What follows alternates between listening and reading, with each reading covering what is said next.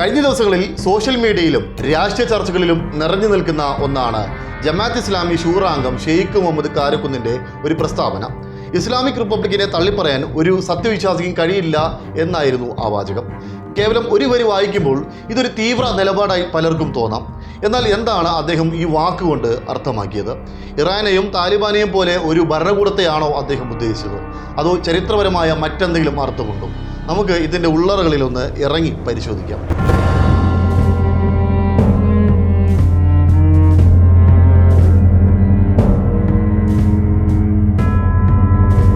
ഈ വിവാദത്തിന് ആധാരമായ ഫേസ്ബുക്ക് പോസ്റ്റിൽ ഷെയ്ഖ് മുഹമ്മദ് കാരക്കുന്ന് ഉന്നയിക്കുന്ന വാദങ്ങൾ വളരെ വ്യക്തമാണ്. അദ്ദേഹം ഇസ്ലാമിക് റിപ്പബ്ലിക് എന്ന് വിളിക്കുന്നത് ഇന്നത്തെ ഏതെങ്കിലും രാജ്യത്തെയല്ല, മറിച്ച് പ്രവാചകൻ മുഹമ്മദ് നബി സ്ഥാപിച്ച മദീനയിലെ ഭരണകൂടത്തെയാണ്. അദ്ദേഹം നൽകുന്ന ക്ലാരിറ്റി ഇതാണ്: പ്രവാചകനാണ് മാതൃക എന്നുള്ളത്. ഒരു മുസ്ലിമിനെ സംബന്ധിച്ചിടത്തോളം പ്രവാചകൻ കാണിച്ചു തരുന്ന മാതൃകകൾ സ്വീകാര്യമാണ്. പ്രവാചകൻ മദീനയിൽ ഒരു ഭരണകൂടം സ്ഥാപിച്ചിരുന്നു. അതുകൊണ്ട് തന്നെ ആ ഭരണകൂടത്തെ തള്ളിപ്പറയാൻ വിശ്വാസിക്ക് കഴിയില്ല. അതുപോലെ ബഹുസ്വരത, അദ്ദേഹം പ്രധാനമായി ഊന്നൽ നൽകുന്നത് മദീനയിലെ ഭരണഘടനയ്ക്കാണ്. അവിടെ മുസ്ലിങ്ങൾ മാത്രമല്ല ഉണ്ടായിരുന്നത്, ജൂതന്മാരും ക്രൈസ്തവരും അവിശ്വാസികളും ഒക്കെ ഉണ്ടായിരുന്നു. ഇവരെല്ലാവരെയും ഉൾക്കൊള്ളിച്ചുകൊണ്ട് എല്ലാവർക്കും തുല്യനീതി ഉറപ്പാക്കാനുള്ള ഫെഡറൽ സംവിധാനമായിരുന്നു അത്. നിർബന്ധിത മതപരിവർത്തനമല്ല. ഇസ്ലാമിക ഭരണകൂടം എന്നാൽ എല്ലാവരെയും മുസ്ലിം ആക്കുക എന്നതല്ല, മറിച്ച് ദൈവികമായ നീതി നടപ്പിലാക്കുക എന്നാണ് അദ്ദേഹം വിശദീകരിക്കുന്നത്.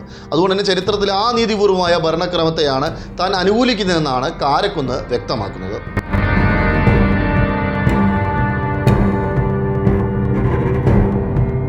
കാരക്കുന്ന് ഇങ്ങനെയൊക്കെ വിശദീകരിക്കുന്നുണ്ടെങ്കിലും എന്തുകൊണ്ടാണ് പൊതുസമൂഹവും മറ്റ് രാഷ്ട്രീയ പാർട്ടികളും ഇതിനെ ഭയത്തോടെ കാണുന്നത്? അവിടെയാണ് ഇതിൻ്റെ വിയോജിപ്പുകൾ കിടക്കുന്നത്.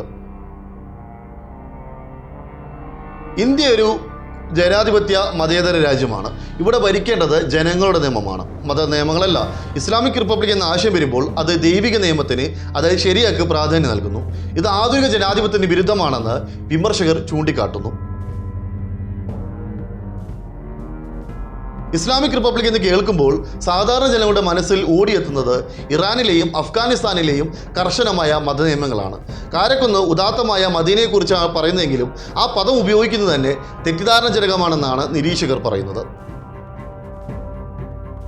ജമാഅത്ത് ഇസ്ലാമിയുടെ സ്ഥാപിത ലക്ഷ്യം തന്നെ ഹുക്കുമത്ത് ഇലാഹി, അതായത് ദൈവിക ഭരണം സ്ഥാപിക്കലാണ്. കാരക്കുന്നിൻ്റെ ഈ പോസ്റ്റ് ആ പഴയ ലക്ഷ്യം അവർ ഉപേക്ഷിച്ചിട്ടില്ല എന്നതിൻ്റെ തെളിവായി രാഷ്ട്രീയ എതിരാളികൾ ഉയർത്തിക്കാട്ടുന്നുണ്ട്.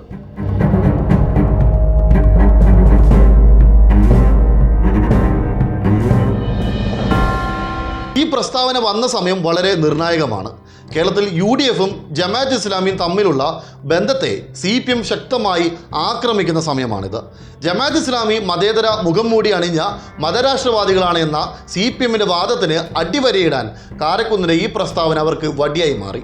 അതേസമയം ജമാഅത്ത് ഇസ്ലാമിയെ ന്യായീകരിക്കുന്ന UDF നേതാക്കളെ ഇത് പ്രതിരോധിക്കുകയും ചെയ്യുന്നു. ചുരുക്കത്തിൽ ഇതാണ് കാര്യം.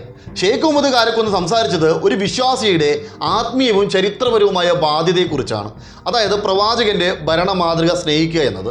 എന്നാൽ ഒരു മതേതര ജനാധിപത്യ രാജ്യത്ത് ജീവിക്കുമ്പോൾ ആ ആശയം രാഷ്ട്രീയപരമായി ചർച്ച ചെയ്യുമ്പോൾ അത് മതരാഷ്ട്രവാദമായി തന്നെ വിലയിരുത്തപ്പെടും. വിശ്വാസത്തിൻ്റെ തലത്തിൽ നിന്ന് നോക്കുമ്പോൾ അദ്ദേഹത്തിന് ശരിയുണ്ടാകാം, എന്നാൽ രാഷ്ട്രീയത്തിൻ്റെ തലത്തിൽ അത് വലിയ ചോദ്യങ്ങൾ ഉയർത്തുന്നുണ്ട്. ഇതാണ് ഈ വാർത്തയുടെ ഒരു പൂർണ്ണരൂപം എന്ന് പറയുന്നത്. കൂടുതൽ വ്യക്തത ലഭിച്ചെന്ന് കരുതുന്നു. നിങ്ങളുടെ അഭിപ്രായങ്ങൾ താഴെ കമൻറ്റായി അറിയിക്കുക. വീഡിയോ ഇഷ്ടപ്പെട്ടാൽ ലൈക്ക് ചെയ്യാനും സബ്സ്ക്രൈബ് ചെയ്യാനും ഷെയർ ചെയ്യാനും മറക്കരുത്. നന്ദി.